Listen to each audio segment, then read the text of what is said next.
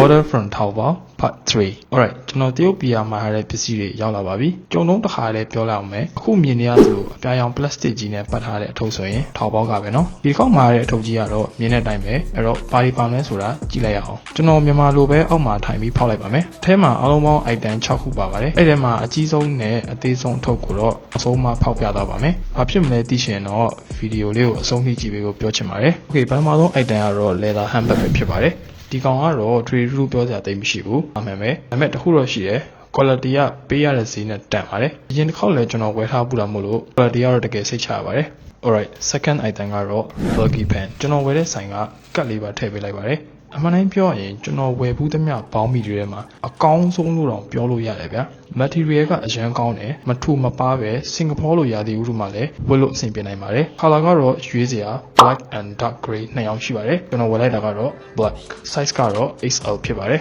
နောက်ထပ် item တစ်ခုကတော့ stripe pen ဒီကောင်ကရုပ်တရက်ကြည့်လိုက်ရင်တော့အမြင်လှတယ်အရောင်ကလည်းအဖြူဆိုတော့ကြည့်ရတာတန့်တယ်ဗျာဒါပေမဲ့ပြောစရာတစ်ခုရှိတာက material ကျွန်တော်အနေနဲ့ပြောရရင်အသားအရန်ပါတယ်နေပူထဲဝင်ရင်တော့အထဲကိုဖောက်မြင်နေရမှမပြောနိုင်ဘူးမျက်လုံးနဲ့မြင်အောင်ပြောရရင်ဘန်ကောက်မှာရောင်းတဲ့ချီပေါင်းပြီးလို့အသားမျိုးဒါပေမဲ့ဝေးရတာအေးတယ်စင်ကာပူလိုရာသီဥတုနဲ့ဆိုရင်ကွက်တီပဲဗျာ Okay နောက်တစ်ထုပ်ကတော့ Henry collar shirt ဘာလို့နှစ်ထည်ဖြစ်နေလဲဆိုတော့နှစ်ထည်ယူရင်ပိုတန်လို့ပါအသားလေးကခပ်ပါးပါးနဲ့ပူတဲ့ရာသီမျိုးဆိုပေါ်ပါဝတ်လို့ကောင်းတယ် size ကတော့ XL ကျွန်တော် body နဲ့ကွက်တီပဲဒီခေါက်ပစ္စည်းတွေအကုန်လုံး true to size ဖြစ်လို့အကုန်လုံးအဆင်ပြေပါတယ်ကျွန်တော်ဒီလို shirt မျိုးတစ်ခါမှတော့မဝတ်ဘူးသေးဘူးဒီတိုင်း try ကြည့်တာ time like တော့တေချာမပြောတတ်ဘူးဗျနောက်တစ်ခုက gray color ဒါလည်းမစိုးဘူး quality ကတော့အတူတူပဲ color တွေက black white gray ဆိုပြီး၃မျိုးရှိတယ်ကြိုက်တဲ့အရာကိုကြိုက်တယ်လို့မှားလို့ရပါတယ်ကျွန်တော်ခုဝတ်ထားတာမီးခိုးရောင်ကိုအောက်ကအဖြူကြီးနဲ့ဆိုတော့ကြည့်ရတာတစ်မျိုးကြီးဗျတော့ခုနအမဲလေးကိုပြန်ချင်းလိုက်ပါမယ်အောင်းမီကိုပြောတာနော်ဒါဆိုရင်တော့နည်းနည်းအဆင်ပြေသွားမယ်ထင်ပါတယ်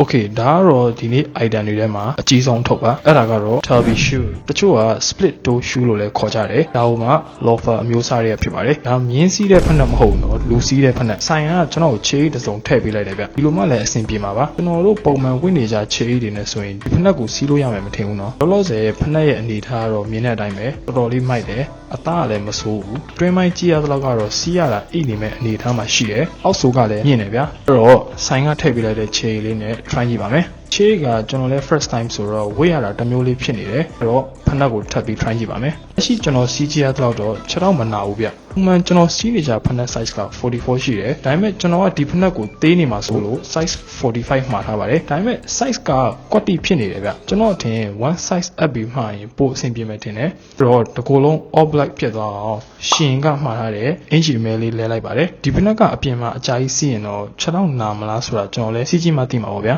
alright နောက်ဆုံးအထုပ်သေးလေးကတော့ခုနကဖက်နဲ့ဝတ်ဖို့ခြေပါပဲကျွန်တော်သုံးစုံမှားထားတာပါဒါကတော့ trade route ပြောစရာမလိုတော့ဘူးထင်ပါတယ်အဲ့တော့ကျွန်တော်ဗီဒီယိုတွေကိုကြည့်ရတာနှစ်သက်တယ်ဆိုရင်ကျွန်တော်ရဲ့ page လေးကိုလည်း follow လုပ်ထားဖို့မမေ့ပါနဲ့ကျွန်တော်ကတော့ Wally ပါအားလုံးကိုကျေးဇူးတင်ပါတယ်